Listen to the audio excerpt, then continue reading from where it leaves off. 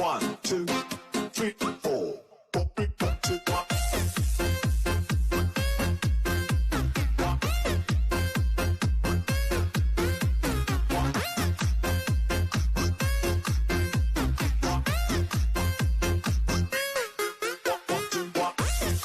Assalamualaikum warahmatullahi wabarakatuh. Terima kasih atas kesempatannya. Kami kelompok 10 akan mempresentasikan materi tentang strategi audit dan program audit secara keseluruhan. Baik, terima kasih atas kesempatannya. Nama saya Azhara Salsabila Tika Firdaus dengan NIM 2019-310129.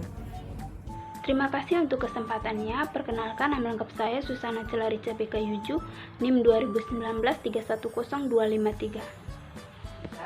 Baik, terima kasih atas kesempatannya. Perkenalkan, nama saya Claudia Firus Karinkisa Mokil dengan NIM 2019-310385. Baik, saya akan menjelaskan tentang jenis pengujian. Yang pertama, prosedur penilaian risiko. Secara kolektif, prosedur yang dilaksanakan untuk memahami entitas dan lingkungannya termasuk pengendalian internal merupakan prosedur penilaian risiko auditor. Prosedur penilaian risiko dilaksanakan untuk menilai risiko salah saji yang material dalam laporan keuangan. Auditor melaksanakan pengujian pengendalian, pengujian substantif atas transaksi, prosedur analitis, dan pengujian atas rincian saldo sebagai respons terhadap penilaian auditor atau risiko salah saji yang material. Baik, yang berikutnya pengujian pengendalian. Pemahaman auditor atas pengendalian internal digunakan untuk menilai risiko pengendalian bagi setiap tujuan audit yang berkaitan atas transaksi. Pengujian pengendalian baik secara manual maupun terotomatisasi dapat mencakup jenis-jenis bukti berikut. Yang pertama, meminta keterangan dari personil klien yang tepat. Yang kedua, memeriksa dokumen, catatan, dan laporan. Yang ketiga, mengamati aktivitas yang berkaitan dengan pengendalian. Dan yang keempat, melaksanakan ulang prosedur klien. Pengujian pengendalian juga digunakan untuk menentukan apakah pengendalian tersebut efektif dan biasanya meliputi pengujian atau sampel transaksi. Sebagai pengujian atas keefektivitas pelaksanaan proses persetujuan kredit. Jumlah bukti tambahan yang diperlukan untuk pengujian pengendalian tergantung pada dua hal. Yang pertama, luas bukti yang diperoleh dalam memahami pengendalian internal. Yang kedua, pengurangan risiko pengendalian yang direncanakan. Yang berikut ada pengujian substantif atas transaksi. Pengujian substantif adalah prosedur yang dirancang untuk menguji salah saji dolar atau sering disebut salah saji moneter yang secara langsung mempengaruhi kebenaran saldo dalam laporan keuangan. Yang berikut pengujian substantif atas transaksi digunakan untuk menentukan apakah keenam tujuan audit yang berkaitan dengan transaksi telah dipenuhi bagi setiap kelas transaksi. Dua dari tujuan untuk transaksi penjualan itu adalah ada transaksi penjualan atau tujuan keterjadian dan transaksi penjualan yang telah dicatat atau tujuan kelengkapan. Yang berikutnya ada prosedur analitis. Tujuan yang paling penting dari prosedur analitis dalam mengaudit saldo akun adalah yang pertama, menunjukkan salah saji yang mungkin dalam laporan keuangan. Yang kedua, memberikan bukti substantif. Prosedur analitis yang dilaksanakan selama tahap perencanaan biasanya berbeda dengan yang dilaksanakan dalam tahap pengujian. Sebagai contoh, meskipun menghitung margin kotor selama tahap perencanaan, auditor mungkin melakukannya dengan menggunakan data interim. Nanti selama pengujian saldo akhir, auditor akan mengkalkulasi kembali rasio itu dengan menggunakan data setahun penuh. Jika merasa yakin bahwa prosedur analitis menunjukkan kemungkinan salah saji yang layak, auditor dapat melaksanakan prosedur analitis tambahan atau memutuskan untuk memodifikasi pengujian rincian saldo. Dan yang terakhir ada pengujian rincian saldo. Ini berfokus pada saldo akhir buku besar baik untuk akun neraca maupun laporan laba rugi. Penekanan utamanya dalam sebagian besar pengujian rincian saldo adalah pada neraca. Contohnya meliputi konfirmasi saldo pelanggan menyangkut piutang usaha, pemeriksaan fisik persediaan, dan pemeriksaan laporan vendor tentang utang usaha. Pengujian rincian saldo dapat membantu menetapkan kebenaran moneter akun-akun yang berhubungan sehingga dianggap sebagai pengujian substantif. Sebagai contoh, konfirmasi menguji salah saji moneter piutang usaha dan karenanya merupakan pengujian substantif. Demikian pula, perhitungan persediaan dan kas yang ada di tangan juga merupakan pengujian substantif. Baik, yang berikutnya saya akan menjelaskan tentang ikhtisar jenis-jenis pengujian. Yang pertama, pengujian pengendalian akan membantu auditor mengevaluasi apakah pengendalian atas transaksi dalam siklus itu cukup efektif untuk mendukung pengurangan penilaian risiko pengendalian. Kedua, pengujian pengendalian juga membentuk dasar bagi laporan auditor mengenai pengendalian internal atas pelaporan keuangan perusahaan publik. Yang ketiga, pengujian substantif atas transaksi digunakan untuk memverifikasi transaksi yang dicatat dalam jurnal dan memposting ke buku besar. Yang berikutnya, prosedur analitis menekankan kelayakan transaksi dan saldo buku besar secara keseluruhan. Dan yang terakhir, pengujian atas rincian saldo menekankan saldo akhir buku besar. Baik, saya akan menjelaskan tentang memilih jenis pengujian yang akan dilaksanakan. Yang pertama, ada ketersediaan jenis bukti untuk prosedur audit selanjutnya. Masing-masing dari 4 jenis prosedur audit selanjutnya hanya melibatkan jenis bukti tertentu atau konfirmasi, dokumentasi, dan sebagainya. Mengikhtisarkan hubungan antara prosedur audit selanjutnya dan jenis bukti, kita dapat melakukan beberapa pengamatan sebagai berikut. Yang pertama, lebih banyak jenis bukti 6 jumlahnya yang digunakan untuk pengujian rincian saldo ketimbang jenis pengujian lainnya.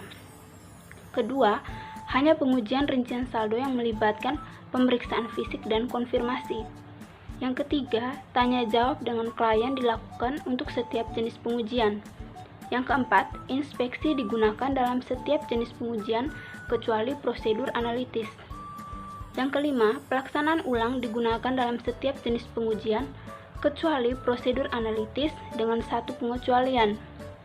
Auditor dapat melaksanakan ulang pengendalian sebagai bagian dari workflow transaksi atau untuk pengujian pengendalian yang tidak didukung oleh bukti dokumenter yang mencukupi.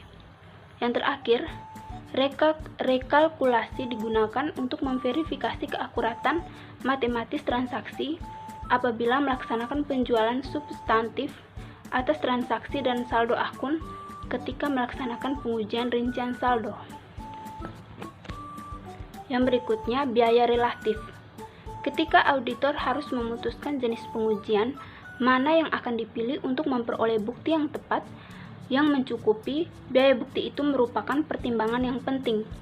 Jenis pengujian yang tercantum berikut ini disusun menurut peningkatan biayanya. Yang pertama, ada prosedur analitis. Yang kedua, prosedur penilaian risiko termasuk prosedur untuk memahami pengendalian internal. Yang ketiga, pengujian pengendalian. Yang keempat, pengujian substantif atas transaksi. Yang terakhir, pengujian rincian saldo. Prosedur analitis dianggap paling murah karena relatif mudah dihitung dan dibandingkan. Yang berikut, prosedur penilaian risiko termasuk prosedur untuk memahami pengendalian internal tidak semahal pengujian audit lainnya karena auditor dengan mudah dapat melakukan tanya jawab dan pengamatan serta melaksanakan prosedur analitis perencanaan. Karena pengujian pengendalian juga melibatkan pengajuan pertanyaan atau tanya jawab pengamatan dan inspeksi, biaya relatifnya juga lebih rendah dibandingkan pengujian substantif. Pengujian substantif atas transaksi lebih mahal dibandingkan pengujian pengendalian yang tidak mencakup pelaksanaan ulang karena seringkali memerlukan rekalkulasi dan penelusuran. Pengujian rincian saldo hampir selalu lebih mahal dibandingkan jenis prosedur yang lain, karena biaya prosedur seperti untuk mengirimkan konfirmasi dan menghitung persediaan. Biaya setiap jenis bukti bervariasi dalam situasi yang berbeda. Sebagai contoh, biaya menguji perhitungan persediaan oleh auditor seringkali bergantung pada jenis nilai dolar persediaan, lokasinya, dan jumlah item yang berbeda. Baik, yang berikutnya, hubungan antara pengujian pengendalian dan pengujian substantif. Pengecualian dalam pengujian pengendalian hanya mengindikasikan kemungkinan salah saji yang mempengaruhi nilai dolar laporan keuangan. Sedangkan pengecualian dalam pengujian substantif atas transaksi atau pengujian rincian saldo merupakan salah saji laporan keuangan. Pengecualian dalam pengujian pengendalian disebut deviasi pengujian pengendalian. Yang berikutnya, hubungan antara prosedur analitis dan pengujian substantif. Seperti pengujian pengendalian, prosedur analitis juga hanya mengindikasikan kemungkinan salah saji yang mempengaruhi nilai mata uang dalam laporan keuangan. Fluktuasi yang tidak biasa dalam hubungan antara satu akun dengan akun lainnya atau dengan informasi non-keuangan dapat mengindikasikan kemungkinan yang meningkat bahwa ada salah saji yang material tanpa harus menyediakan bukti langsung tentang salah saji yang material itu. Apabila prosedur analitis mengidentifikasi fluktuasi yang tidak biasa, auditor harus melaksanakan pengujian substantif atas transaksi atau pengujian rincian saldo untuk menentukan apakah salah saji mata uang telah benar-benar terjadi. Berikutnya, trade-off antara pengujian pengendalian dan pengujian substantif. Ada trade-off antara pengujian pengendalian dan pengujian substantif. Selama tahap perencanaan, auditor memutuskan apakah akan menilai risiko pengendalian di bawah maksimum. Jika melakukannya, auditor kemudian harus melaksanakan pengujian pengendalian untuk menentukan apakah penilaian tingkat risiko pengendalian itu didukung. Jika pengujian pengendalian mendukung penilaian risiko pengendalian, risiko deteksi yang direncanakan dalam model risiko audit akan meningkat sehingga pengujian substantif yang direncanakan dapat dikurangi.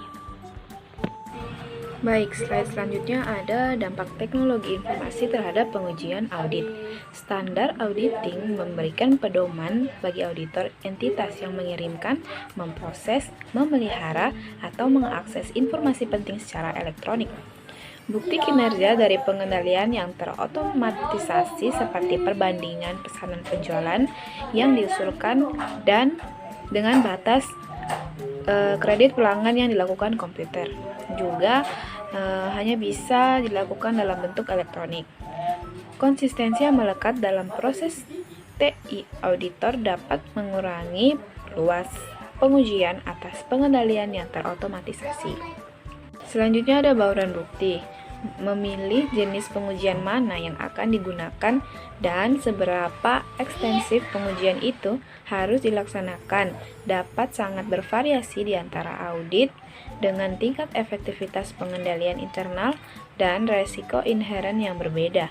Bahkan dalam audit tertentu, variasi dapat terjadi dari satu siklus ke siklus yang lain.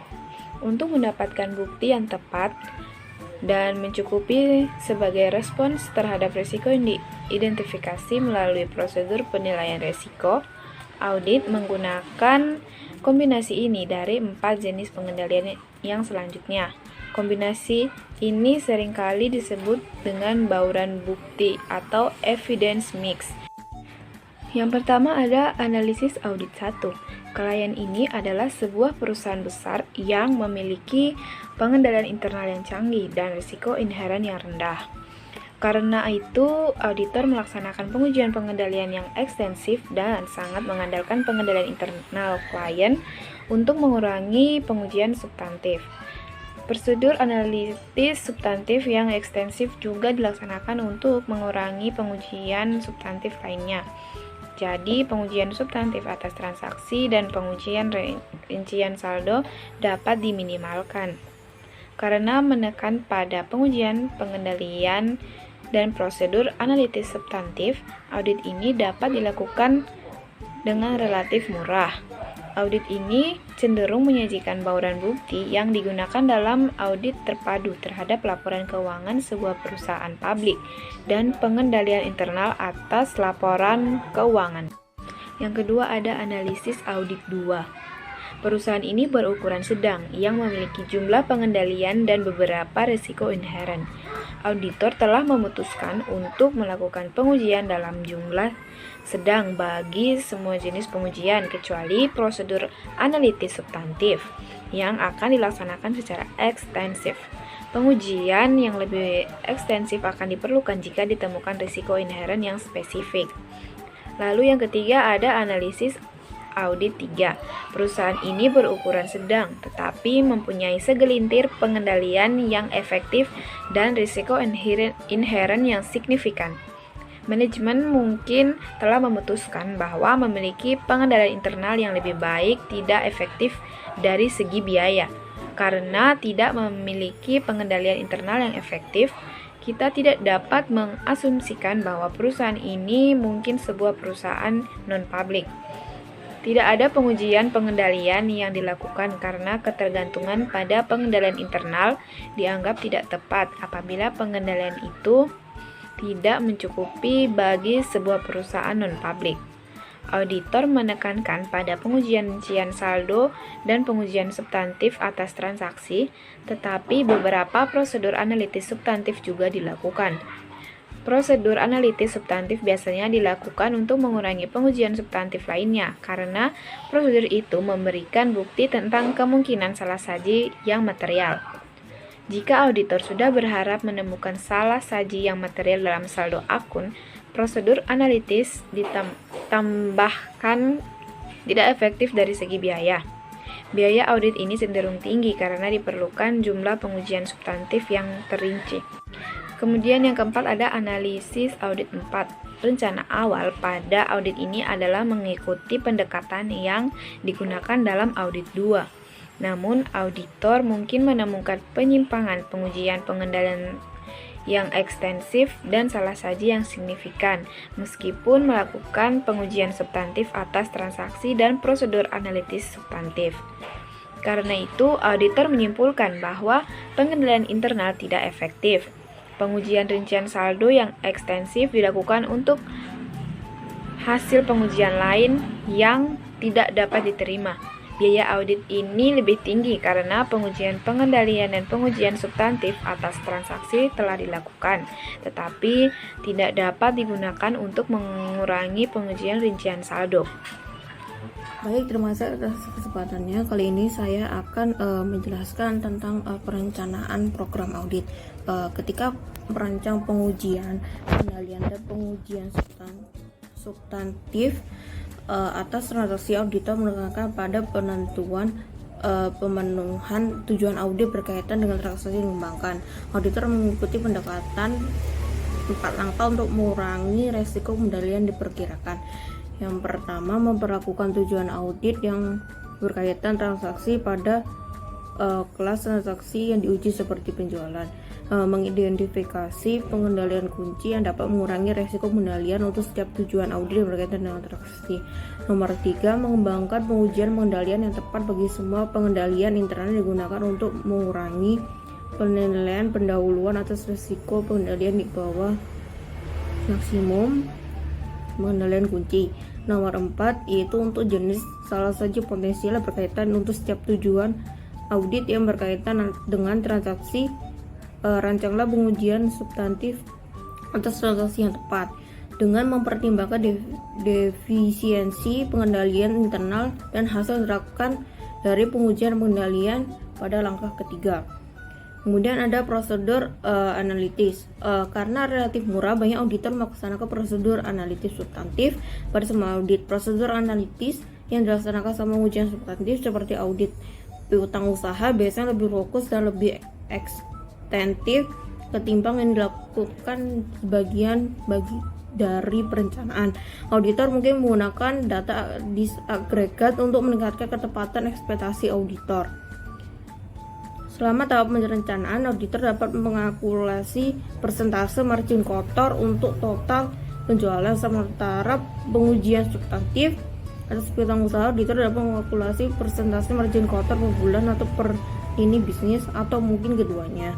Prosedur analitis yang dihitung dengan menggunakan jumlah bulanan biasanya lebih efektif dalam mendeteksi salah saji ketimbang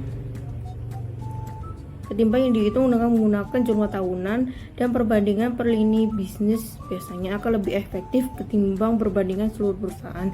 Jika penjualan dan piutang usaha didasarkan pada hubungan yang diprediksi dengan data non keuangan, auditor seringkali menggunakan informasi itu untuk melakukan prosedur analitis. Ketika auditor menggunakan prosedur analitis untuk memberikan keyakinan substantif tentang saldo akun, data yang digunakan dalam kalkulasi harus dipandang cukup dapat diandalkan. Ini berlaku untuk semua data, terutama data keuangan.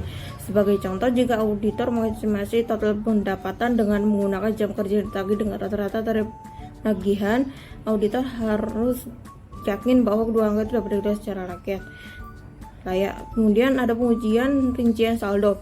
Untuk merancang prosedur audit pengujian rincian saldo, auditor menggunakan metodologi beroperasi pada tujuan yang berkaitan dengan saldo. Sebagai contoh, jika auditor memverifikasi piutang usaha, prosedur audit yang direncanakan harus mencukupi untuk memenuhi setiap tujuan audit yang berkaitan dengan saldo. Ini berikut ada metodologi untuk merancang pengujian rincian saldo. Ada mengidentifikasi resiko bisnis klien mempengaruhi piutang usaha. Itu auditor mengidentifikasi dan mengevaluasi resiko bisnis klien dan signifikan untuk terima apakah hal itu mendekatkan resiko salah satu material dalam laporan keuangan. Kemudian menetapkan material kinerja dan nilai risiko inheren untuk piutang usaha. Auditor harus memutuskan pertimbangan pendahuluan tentang materialitas para audit secara keseluruhan dan kemudian mengalokasikan totalnya ke saldo akun untuk menentukan materialitas kinerja bagi setiap saldo yang signifikan. Untuk tingkat materialitas yang lebih rendah bukan lebih banyak pengujian rincian, begitu sebaliknya beberapa auditor mengalokasikan materialitas kinerja ke setiap audit yang berkaitan dengan saldo, tetapi sebagian besar tidak. Kemudian menilai risiko pengendalian untuk siklus penjualan dan penagihan. Metodologi untuk mengevaluasi ini diterapkan baik pada penjualan maupun penerimaan kas atas piutang usaha. Pengendalian efektif itu mengurangi risiko pengendalian sehingga juga mengurangi jumlah bukti yang diperlukan untuk mengurangi substantif atas transaksi dan pengujian rincian saldo. Penilaian yang kurang memadai akan meningkatkan bukti substantif yang diperlukan. Kemudian melaksanakan pengujian pengendalian serta pengujian substantif atas transaksi untuk siklus penjualan dan penagihan. Kemudian merancang dan melaksanakan prosedur analitis untuk saldo piutang. Yang terakhir, merancang pengujian rincian saldo piutang untuk memenuhi tujuan audit yang berkaitan dengan saldo. Kemudian ada tingkat disagregasi aktivitas perencanaan. Tingkat disagregasi tersebut berkisar dari audit secara keseluruhan hingga tujuan yang berkaitan dengan saldo bagi setiap akun. Sebagai contoh, prosedur penilaian risiko berkaitan yang memperoleh informasi tentang latar belakang bisnis dan industri klien berkaitan dengan audit secara keseluruhan. Pertama, auditor menggunakan informasi itu ketika menilai risiko audit yang tidak dapat diterima dari penugasan secara keseluruhan. Kemudian auditor menggunakan informasi tentang bisnis dan industri klien yang diperoleh melalui prosedur penilaian risiko inheren bagi tujuan audit khusus. Apabila audit terus berlanjut, auditor mungkin akan menggunakan informasi itu ketika membuat keputusan tentang pengujian rincian saldo. Dengan demikian pula, auditor akan menilai risiko kecurangan untuk audit secara keseluruhan dan kemudian mempertimbangkan apakah ada risiko kecurangan yang mengaruhi penilaian risiko kecurangan bagi akun-akun khusus dan prosedur audit, serta ukuran sampel untuk pengujian saldo bagi akun-akun pengaruhi. Kemudian program audit ilustrasi itu standar audit mengharuskan auditor untuk menggunakan program audit tertulis. Format ini digunakan menghubungkan prosedur audit dengan tujuan audit yang berkaitan dengan saldo. Perhatikan bahwa sebagian besar prosedur memenuhi lebih dari satu tujuan dan lebih dari satu prosedur audit digunakan untuk masing-masing tujuan. Perangkat lunak audit membantu auditor memilih prosedur audit yang tepat dan mengaturnya dalam program audit dengan mempertimbangkan risiko inheren dan mengendalikan kendalian serta pertimbangan perencanaan lainnya. Prosedur audit juga ditambah dan dihapus bila perencanaan lainnya prosedur Prosedur dapat ditambahkan dan dihapus apabila auditor merasa perlu. Bagi sebagian besar proses audit, ukuran sampel item dipilih, penetapan waktu juga dapat diubah. Kemudian yang terakhir ada hubungan tujuan audit yang berkaitan dengan transaksi dan tujuan audit berkaitan dengan pengajian dan mengungkapkan. Auditor masih akan mengandalkan pengujian substantif atau saldo untuk memenuhi tujuan audit yang berkaitan dengan saldo sebagai berikut. Yang pertama ada nilai dapat direalisasi, yang kedua ada hak dan kewajiban. Baik, selanjutnya. Terima kasih kesempatannya. Kali ini saya akan menjelaskan tentang ikhtisar proses audit. Fase pertama, merencanakan dan merancang pendekatan audit.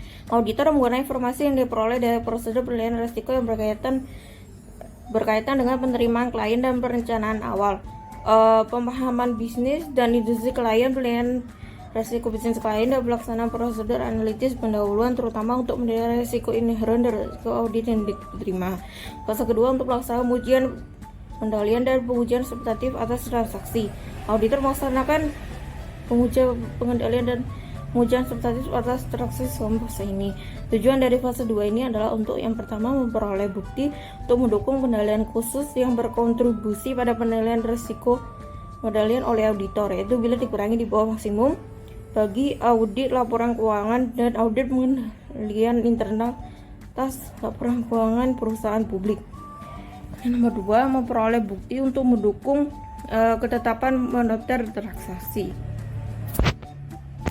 Baik, fase ketiga itu melaksanakan prosedur analitis dan pengujian rincian saldo. Dua kategori dari prosedur fase 3 adalah yang pertama, prosedur analitis substantif yang menilai kelayakan transaksi dan saldo secara keseluruhan. Kemudian yang kedua, pengujian rincian saldo yang merupakan prosedur audit untuk menguji saji moneter dalam saldo laporan keuangan. Kemudian yang fase keempat atau fase terakhir itu menyelesaikan audit dan mengeluarkan laporan ke audit, melaksanakan pengujian tambahan untuk penyajian dan mengungkapkan bahwa auditor mengumpulkan bukti yang bersangkutan dengan tujuan audit berkaitan dengan penyajian dan mengungkapkan. Prosedur yang dilaksanakan untuk auditor mendukung 4 tujuan audit yang berkaitan dengan penyajian dan mengungkapkan serupa dengan prosedur yang dilaksanakan untuk mendukung tujuan audit yang berkaitan dengan transaksi dengan saldo. Sebagai contoh, manajemen mengimplementasikan pengendalian internal, memastikan bahwa semua pengungkapan catatan kaki yang disyaratkan sudah dibuat dan jumlah serta informasi lainnya diungkapkan dengan akurat. Pengujian dilakukan auditor atas pengendalian itu memberikan bukti yang mendukung kelengkapan dan akuratan tujuan rutan tujuan audit berkaitan dengan penyajian serta pengungkapan. Dan melaksanakan ujian substantif untuk mendapatkan bukti yang tepat untuk bisa informasi yang ditetapkan dalam catatan kaki mencerminkan transaksi dan saldo aktual yang telah terjadi, yang merupakan kewajiban klien untuk mendukung tujuan kerjanya serta hak dan kewajiban. Sebagian besar pengujian auditor yang bersangkutan dengan tujuan audit yang berkaitan dengan penyajian dan pengungkapan dilaksanakan selama 3 fase pertama, tetapi pengujian tambahan dilaksanakan pada fase keempat. Kemudian mengumpulkan bukti akhir. Selain bukti yang diperoleh untuk masing-masing siklus sama fase 1 dan 2 untuk masing-masing akun selama fase 3. Auditor harus mengumpulkan bukti berikut dalam laporan keuangan secara keseluruhan selama fase penyelesaian. Yang pertama, melaksanakan prosedur analitis terakhir, kemudian mengevaluasi asumsi going concern, kemudian mendapatkan surat representasi klien, kemudian membaca informasi dalam laporan tahunan untuk memastikan bahwa hal itu konsisten dengan laporan keuangan. Kemudian mengeluarkan laporan audit. Jadi laporan audit yang dikeluarkan tergantung pada bukti yang dikumpulkan pada temuan audit. Kemudian yang terakhir, rekomendasi dengan komite audit dan manajemen. Auditor diwajibkan untuk mengkomunikasikan defisiensi yang signifikan dalam mengendalikan internal kepada komite audit atau manajemen senior. Standar audit juga mengharuskan auditor untuk mengkomunikasikan berbagai hal tertentu lainnya kepada pihak bertanggung jawab atas kelola, seperti komite audit atau badan serupa yang ditunjuk setelah penyelesaian audit. Meskipun tidak diharuskan, auditor juga sering memberi saran kepada manajemen untuk meningkatkan kinerja bisnis. Baik, sekian presentasi dari kelompok 10. Kurang lebihnya mohon maaf. Baik, selanjutnya dilanjutkan oleh moderatornya. Terima kasih. Sekian presentasi dari kelompok kami, kurang lebihnya mohon maaf. Wassalamualaikum warahmatullahi wabarakatuh.